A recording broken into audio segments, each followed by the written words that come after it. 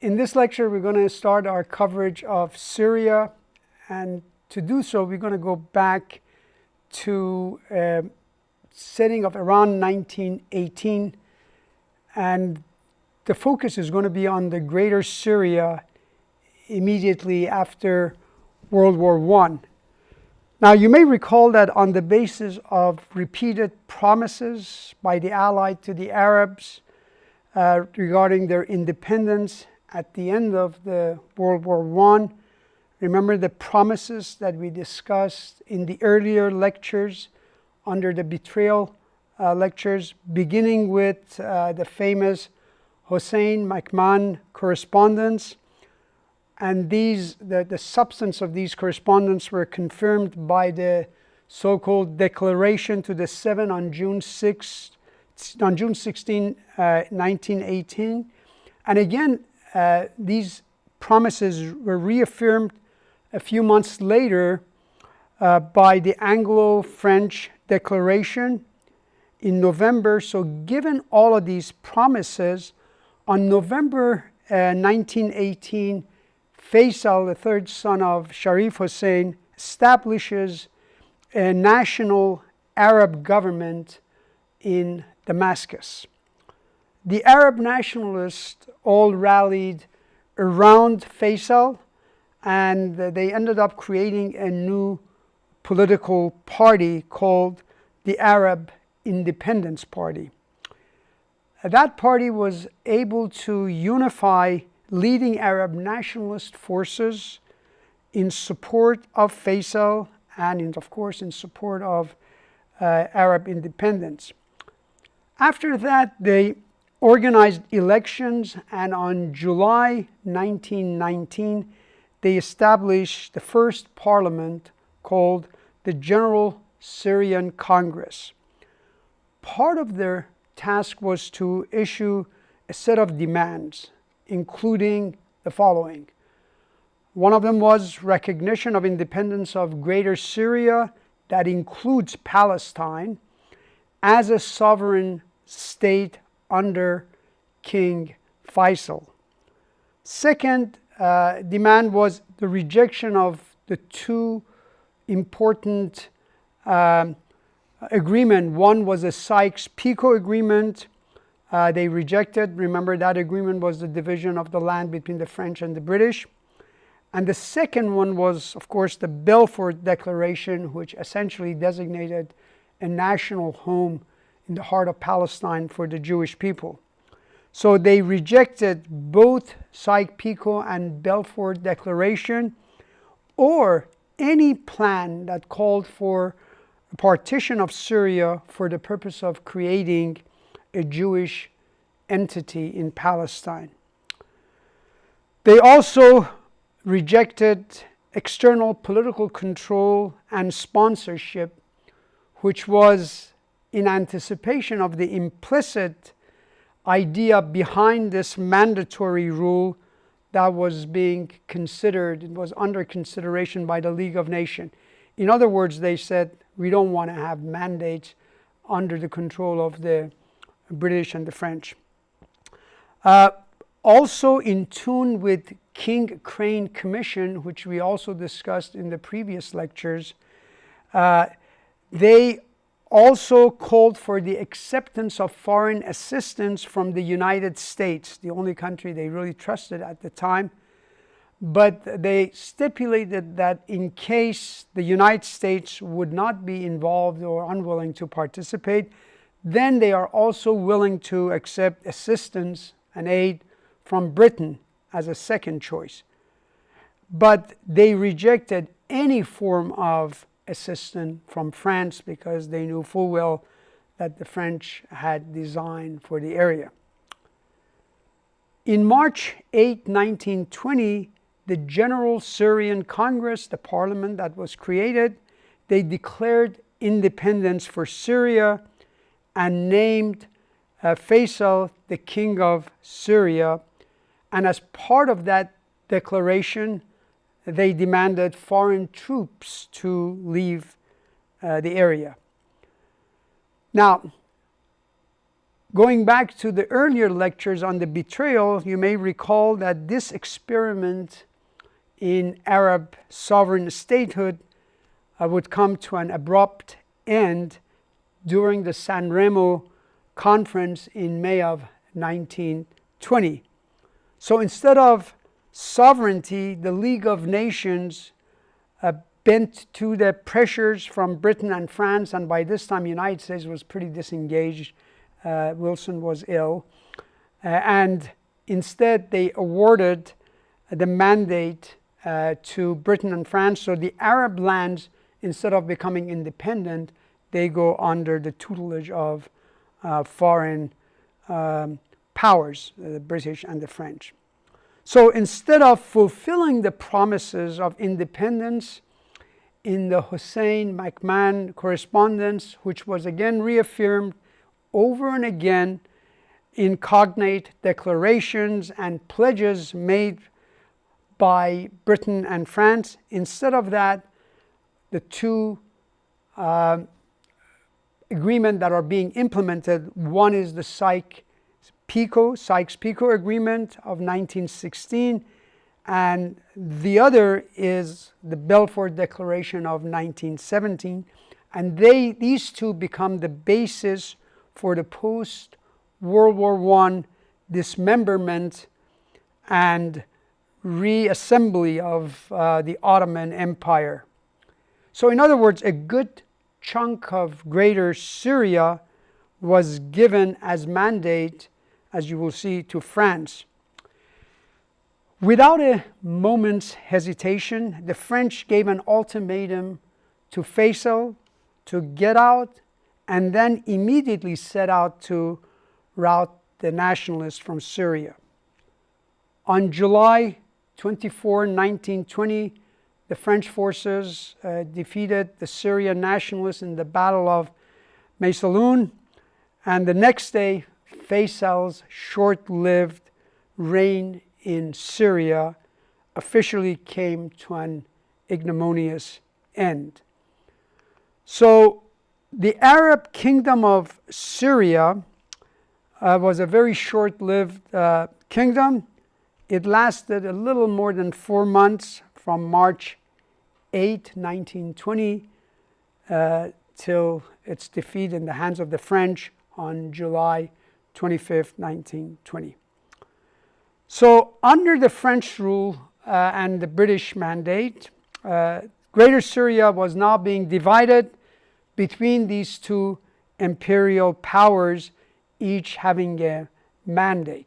So when you look at this map, you will see that the Greater Syria, after World War I, is being divided between the British and the French get the northern part of that western island that we had mentioned before. Also remember that these divisions are all made for the convenience and for the interests of the imperial powers, the imperial masters. They are not the natural division of the area. Also remember in this context that the British were really at their best whenever they ruled indirectly through the indigenous elites that they were able to bribe and manipulate. And that formula of using the indigenous traditional elites to rule through them worked well so long as the polity in question was in a pre-mass politics stage. In Palestine, British wanted to rule through the traditional elite, but the problem that they faced was that they couldn't get the two major families, the Husseinis and the Nashashibis, to cooperate. But that was the formula, and we discussed the problem that British had faced with these two families in the earlier lectures. So that brings me to the French. The French wanted to do the same thing, that is to rule indirectly because it was less costly and in many ways was a more disguised ways of imposing your will, and therefore at least from the appearance, it was a bit more acceptable. So in Greater Syria, the French also want to pretty much do the same thing that the British were doing or were attempting to do in Palestine. So the French tried to break down the area along the sectarian divide. So now when you see the sectarian fighting that is going on in Syria and other places, you have some clues into understanding that playing with the sectarian group was part of the practice of the imperial powers who were trying to pit one sect against the other. So this has a longer legacy than something that out of the blue emerged in Syria. The only people that the formula worked for the French were the Maronites. The French were able to successfully create Lebanon for the Maronite and to rule through the Maronite over Lebanon. So Lebanon becomes a Maronite-controlled area. Then they tried to do the same thing in the remainder of Syria. Now remember, part of Syria was taken away because of Lebanon was created. So the new Syria, the truncated Syria, was the area where the French were trying to create the same type of a rule, finding a minority that they could use and to have it work.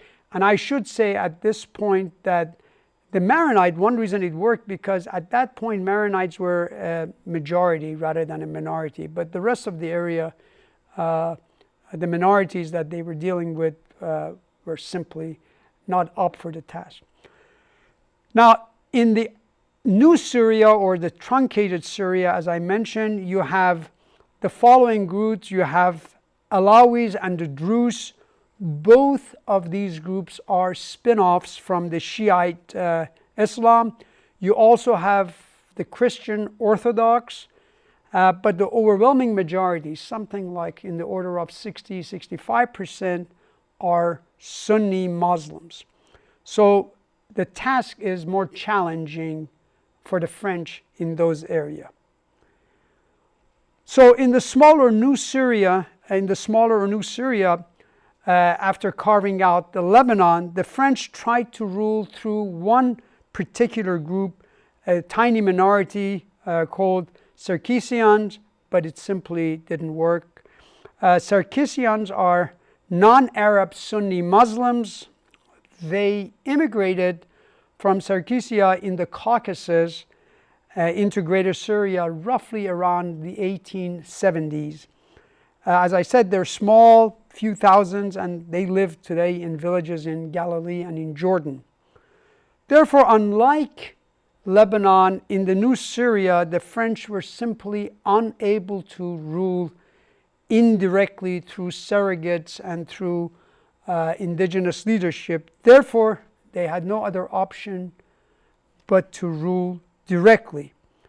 And ruling directly meant that you feel the brunt of the coercive power of the imperial masters. So everyone, no matter what their sect were, practically hated the French, except, of course, the Circassian. And then, as we move forward, in around 1928, what happened was that those who were opposed to the French rule in the area, they formed what they call a national bloc. And the national bloc, their unity really was based on a common denominator. And that common denominator was their hatred for the French.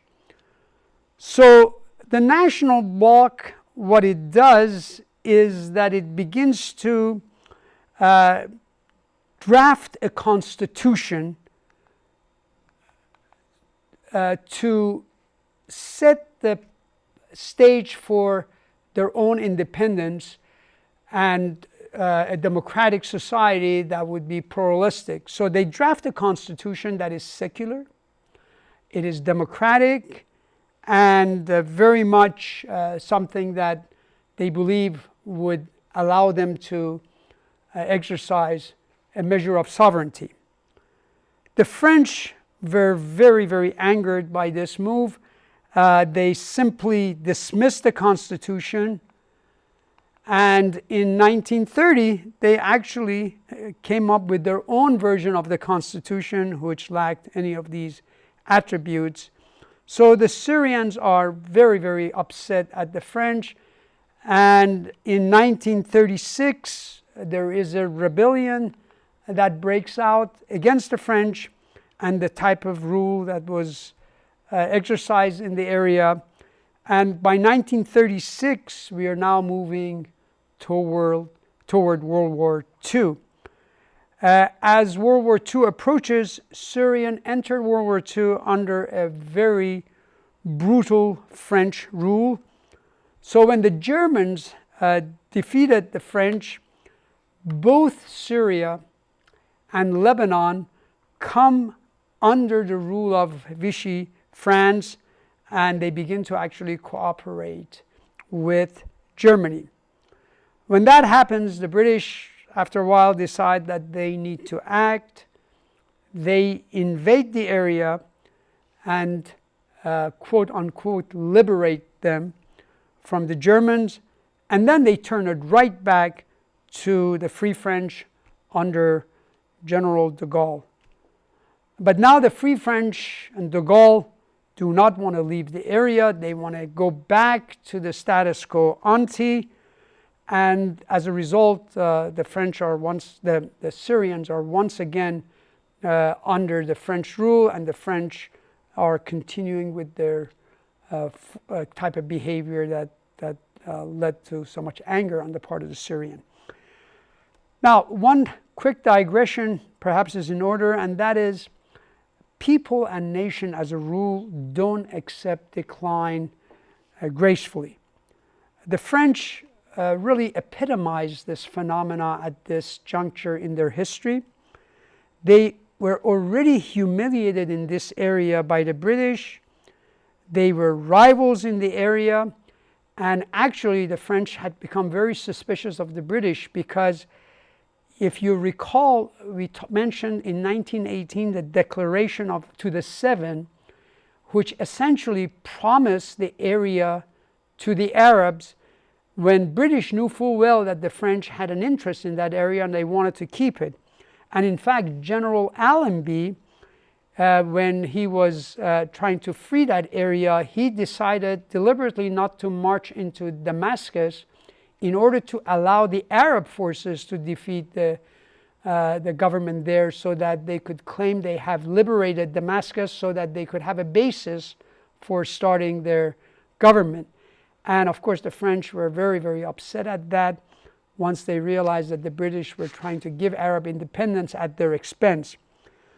So de Gaulle really never forgave the British for this.